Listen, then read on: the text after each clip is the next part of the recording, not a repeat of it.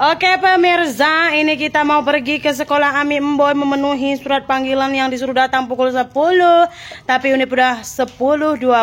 Begitulah dia Mamak Lasmi dan Mamak Mages, selalu terlambat pemirsa. Ya kan dek? So ayo kita pergi nak ke? Amma akan pergi bersama anak Amma yang paling handsome sejagat raya. Siapa namanya ini? Madavan.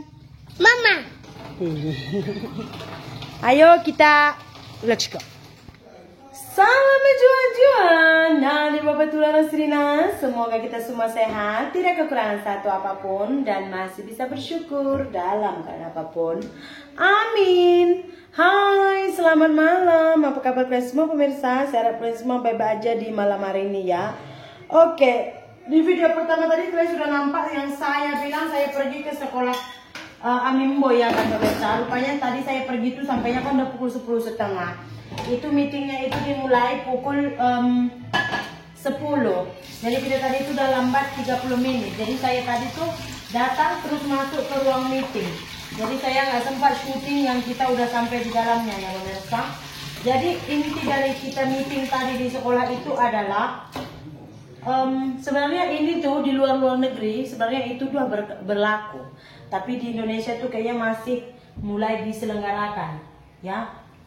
Jadi anak sekolah yang tadinya sekolah 6 hari, Senin sampai Sabtu, nah akan berlaku sekolah 5 hari seminggu, Senin sampai Jumat saja. Jadi Sabtu Minggu itu udah kira weekend, gitu, ya kan? Terus itu jam masuknya akan dipercepat. Yang tadinya itu 7.45 udah baris. Pukul 8 udah mulai belajar mengajar, tapi ini akan diubah di mana pukul 7.10 udah baris, 7.30 udah mulai belajar gitu. Terus pulangnya kalau Mageswaran kelas 1 sama kelas 2 itu pukul 11.30 atau pukul setengah 12. Nyan aku di sopa kamu, jangan kacau mama.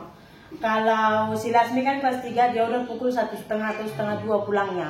Dan pemirsa akan diberikan makan siang gratis dari sekolah. Jadi ini tuh salah satu unggulan presiden yang terpilih, makan gratis, makan siang gratis untuk anak sekolah SD sampai SMA pemirsa ya. Dan sudah diberlakukan. Terus tadi tuh ditanya orang tua, setuju enggak kalau aturan ini tuh diberlakukan? Ada banyak yang orang tua tuh yang nggak setuju, hampir kebanyakan nggak setuju sih. 45% setuju, 55% tuh nggak setuju. Jadi mereka bilang ini tuh pulangnya kelamaan. Terus kalau hari Sabtu libur, ngapain anak-anak di sekolah kalau hari Sabtu katanya? Iya, saya pikir yang gini, justru kalau libur hari Sabtu Minggu, kamu boleh quality time sama anak kamu, ya kan? Kamu boleh ada masa lebih lama. Lagian dari Senin sampai Jumat dia kan udah sekolah pulangnya lambat. Ya udah Sabtu Minggu time to rehat lah, dia boleh berehat, betul tak? Terus ada tadi satu bapak-bapak bilang kami semua orang tua nggak setuju katanya gitu. Saya bilang kenapa pula suara saya dia yang mewakili? Saya bilang saya setuju. Tapi kalau bisa itu jangan masuknya itu tolonglah diundurkan lagi. Saya bilang ditambah lagi jangan 7.10 karena anak saya pun selalu terlambat. Katanya itu udah dari pemerintah. Jam 10 kami datang gitu Sebenarnya pemirsa itu setuju nggak setuju itu tuh akan diberlakukan karena kemarin juga dia buat makan siang gratis itu dan kita pilih presidennya terpilih, berarti kita itu setuju dengan apa aja rencana-rencana dia, betul tak? Walaupun kita bilang nggak setuju ya tetap aja akan dilaksanakan juga, betul tak? Jadi ya udah itulah tadi diskusinya pemirsa, ramai juga tadi yang datang. Kalau saya sendiri sih setuju. Lagian tadi juga saya bilang gini, sebenarnya aturan 5 hari sekolah ini tuh di luar negeri udah, anak saya dulu waktu di sekolah di Malaysia juga TK-nya juga lambat pulang saya bilang. Tapi hari Sabtu Minggu itu udah libur. Ya kalian tengok aja, pergi kemana-mana jalan-jalan.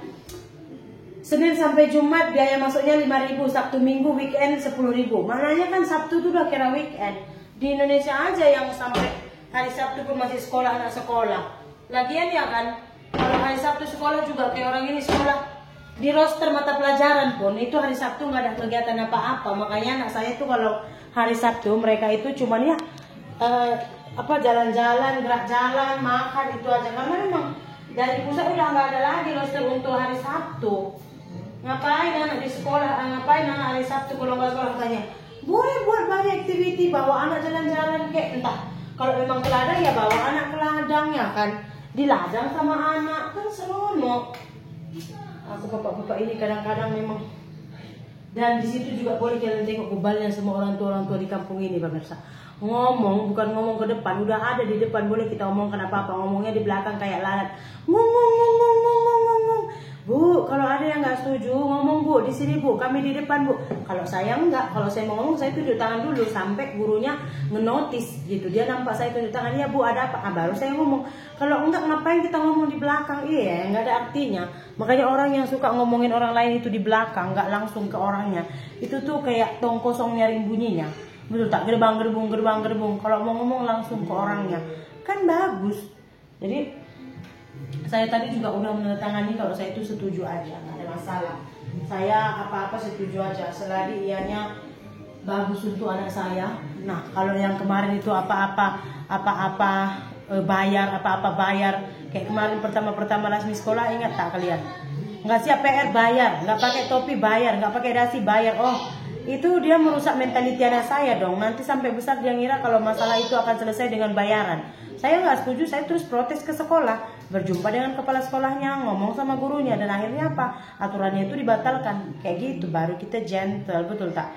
Jangan koar-koar, terus kita hasut orang lain. Kayak gitu juga kemarin di kampus saya, pemirsa. Di kuliahan saya kan. Jadi ada itu rincian, dia minta uang sekitar 4.500.000. Terus tuh ada di grupnya ini cuman mahasiswa aja, nggak ada gurunya, nggak ada dosennya, nggak ada cikgunya.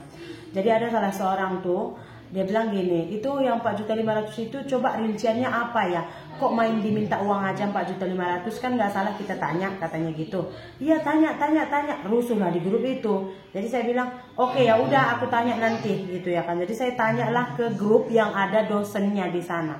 Jadi saya bilang, Bu, itu 4.500.000 rinciannya apa? Kami wajib tahu dong karena kami bayar. Itu 4.500.000 kayak kita pergi ke pasar, ya kan, 500.000 tuh beli bawang sekilo, tomat sekilo, cabai, ini semua kan ada rinciannya. Kenapa bisa totalnya sebegitu? Ini minta terus 4.500.000 tanpa kami tahu rinciannya untuk beli apa, ya kami bingung. Gitulah saya bilang ya kan di grup itu. Rupanya dibaca oleh beberapa dosen dan nggak di-reply di grup pemirsa. Saya ditelepon langsung oleh dosennya, ketua prodinya. Jadi katanya, itu jangan mau dijadikan umpan untuk menanyakan hal-hal seperti ini. Kalau memang mereka mau tahu, biar mereka yang menanyakan langsung secara personal, katanya kayak gitu. Terus saya bilang sebenarnya transparan itu bagus, kenapa nggak dibilang rinciannya? Terus kata dosennya juga, kami juga nggak dikasih rincian karena kayak gitu dari kampus, ya udah kami bilang aja kayak gitu. Terus ada macam sedikit ugutan lah pemirsa, itu nggak bisa saya share karena saya juga belum selesai sekolah di situ kan. Jadi ya saya pun oke lah, saya pun nggak menanyakan lagi begitu pemirsa. Jadi saya itu orangnya apa-apa itu lebih suka direct daripada ngomong di belakang. It's not my style.